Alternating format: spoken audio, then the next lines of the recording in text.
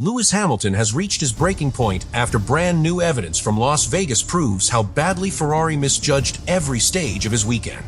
Fresh data shows that his car never entered its performance window and that he spent 50 laps wrestling a machine that refused to respond in the cold night air.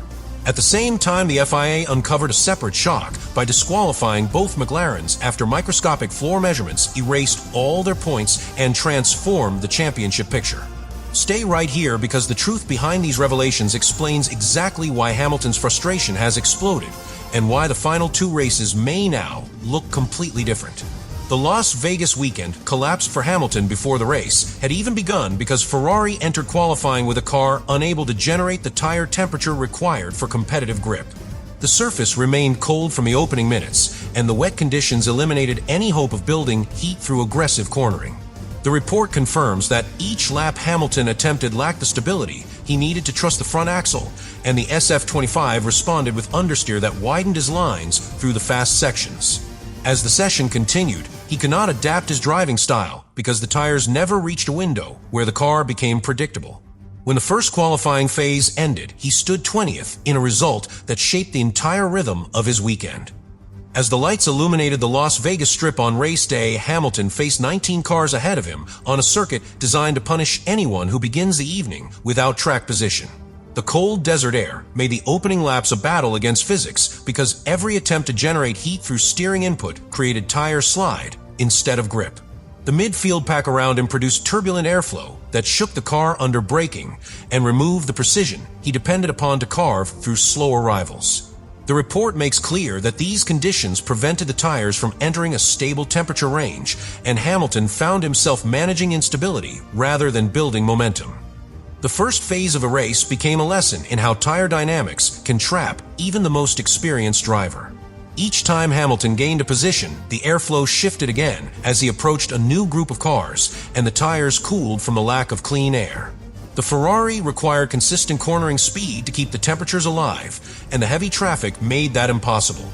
The report highlights that the SF25 responded sharply when positioned in clear air, but Hamilton rarely had that luxury. The midfield was tightly packed, and every car ahead generated unpredictable movement that forced him to lift at the exact moments when he needed to attack. Ferrari attempted to stabilize his situation by placing him on an extended opening stint with medium compound tires, hoping that the track would gradually evolve and deliver more grip. The plan relied on the expectation that temperatures would rise as the race progressed, but Las Vegas refused to cooperate. The track remained cold throughout the evening, and Hamilton continued to struggle to bring the tires into their ideal working zone. The report shows that the car lacked accuracy on turn entry and traction on exit, which prevented Hamilton from closing on the cars ahead with enough commitment to attempt clean overtakes. Every lap lost to tire warm-up widened the gap to the points. Once Hamilton switched to the hard compound tire, the difficulty became even more pronounced.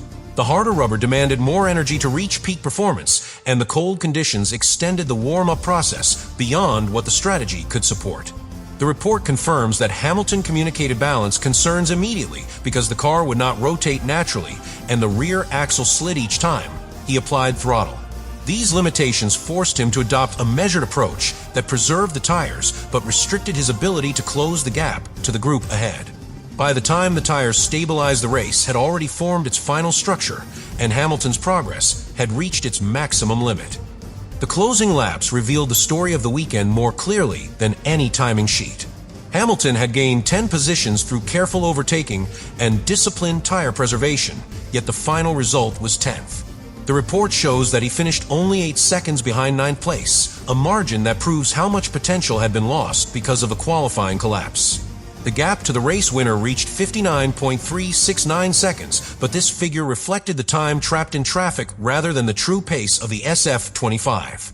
The evidence demonstrates that Ferrari's failure to prepare the car for the cold environment locked Hamilton into a trajectory he could not escape no matter how well he drove. Hamilton's Las Vegas weekend began to collapse the moment the first qualifying phase unfolded because the car never behaved in a manner that allowed him to generate confidence. The report confirms that the surface was extremely cold and the tires remained far below their ideal working temperature, preventing the Ferrari from offering the grip necessary for a proper push lap. Each attempt Hamilton made resulted in a lack of stability through the fast sections as the front end of the SF25 refused to bite into the apex and the rear struggled to anchor the car under throttle. The tires did not build heat through the lap, which meant each sector became progressively more difficult than the last. By the end of the session, Hamilton found himself 20th and locked into his worst starting position of the season. The scale of the challenge became immediately clear on race day. Starting 20th on a narrow and unpredictable street circuit such as Las Vegas meant Hamilton faced 19 cars that would control his airflow, his tire temperatures, and even the strategic options available to him. The report highlights that the midfield pack generated intense turbulent air, which removed the aerodynamic consistency the SF25 depends upon to create rotation in the corners. Hamilton entered each braking zone with less grip than he needed, and each acceleration zone with less traction than he required. These conditions placed him in a position where overtaking demanded perfect timing and unwavering patience. Despite those obstacles, Hamilton executed a disciplined recovery drive during the opening stints. He gained position steadily, yet the document confirms that his pace was limited not by a lack of commitment, but by the lack of tire temperature and balance caused by the turbulent air. Every time he approached the car ahead, the front end stability evaporated, and the tires lost more heat than he could restore through lateral load. The SF25 relies heavily on smooth and consistent airflow to maintain its balance, and Hamilton spent most of the early race surrounded by traffic that disrupted that flow. His progress came in short bursts, but the environment prevented him from establishing sustained momentum. The timing sheets included in the report reveal how profoundly Hamilton's starting position shaped the final outcome. Although Hamilton gained 10 positions across the race, he finished only 8 seconds behind 9th place. That small margin underscores how much potential was lost in the early laps while he was forced to navigate cars that slowed the rhythm he needed to fully exploit the Ferrari's pace. The document makes clear that the difference between Hamilton and Leclerc in the final classification came from clean air rather than inherent speed. Leclerc had the luxury of building tire temperature naturally, while Hamilton had to rebuild it repeatedly in turbulent air that refused to cooperate. The gap to the race winner reflects the accumulation of all these limitations. Hamilton finished nearly 60 seconds behind Max Verstappen, yet the report clarifies that this gap was created by the time lost moving through traffic rather than by a deficit in car potential. Each lap spent behind a slower car forced Hamilton to lift in critical moments, and the tires responded by cooling even further. The SF25 needed smooth, uninterrupted laps to generate performance, and Hamilton rarely received that opportunity. These conditions created the performance ceiling he could not break despite the precision and discipline he displayed throughout the race. By the end of the evening, Hamilton understood that 10th place represented the maximum result the circumstances allowed. The report validates that assessment by showing how the combination of cold temperatures, tire warm-up instability, and heavy traffic prevented the Ferrari from reaching its optimal form. Even when the tires eventually stabilized, the time lost earlier could not be recovered. The Las Vegas weekend stands as a clear demonstration of how a compromised qualifying session can reshape the entire strategic and aerodynamic landscape of a race. Hamilton left the circuit frustrated because the evidence confirmed that the limitations he faced were rooted not in driving performance, but in Ferrari's preparation and the conditions they failed to anticipate. Ferrari entered the Las Vegas weekend expecting cool conditions, but the reality was far more severe than their simulations predicted. The report confirms that the SF25 struggled from the opening laps because the car could not generate the tire heat needed to stabilize the chassis. When the track temperature drops to extreme levels, the Ferrari becomes sensitive to even small changes in grip, and Hamilton felt this immediately. The front axle refused to respond in the early corners, and the rear became difficult to control under acceleration.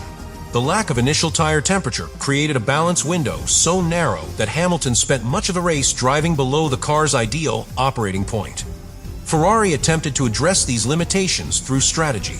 The team placed Hamilton on a long opening stint on medium tires with the expectation that track evolution and prolonged running would eventually bring the tires into the correct temperature zone.